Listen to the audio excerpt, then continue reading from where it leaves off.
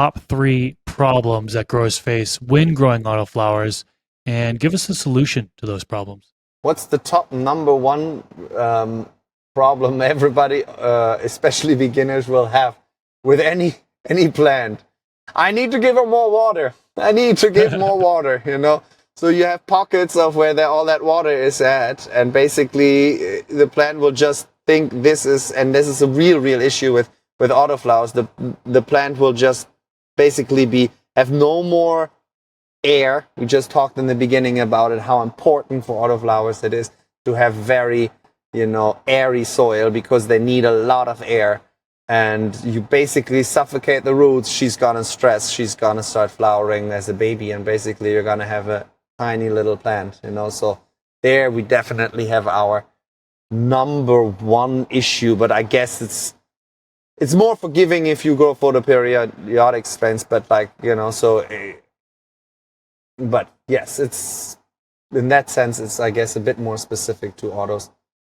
The next issue, probably nutrients, overfeeding, because once you overfeed, you can't let them bounce back. They're most likely will just, you can flush them, but then in the end of the day, they will just not get as big and everything, because they will eventually shift into flowering, especially if they're stressed. And that means, again, I messed it up in the sense that I will just have a smaller plant in the end. And I guess environmental issues. So I think a lot of times what people would tell you why autoflowers are not as good as for the periodic strains is because they often have fluffy buds. You ever notice that? Yeah. So in my opinion, these fluffy buds come from a few little factors. So in the end of the day, an autoflower will need very, very much light and very intense light towards the end of the life cycle to really develop these nuggets we all like, right? And humidity issues. You have to be so careful. And I don't even say powdery mildew or all these kind of issues or bud rot we get so easily if our humidities are too high during flowering. You have less of that problem with autoflowers because they are just more resistant. They're just tough bitches, if you want. So because these ladies where they come from much worse conditions, right? In Siberia and stuff.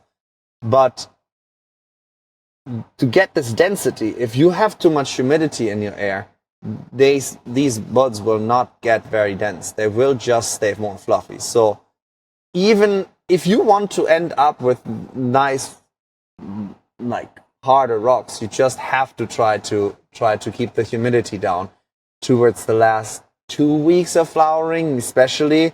And I say, even, in the last 2 weeks, you don't have to have a plant which looks like the healthiest plant in the world anymore. Because we're not want to keep her alive for forever, We want her to put everything she got into these beautiful nuggets, because that's what we want in the end. And I think that's a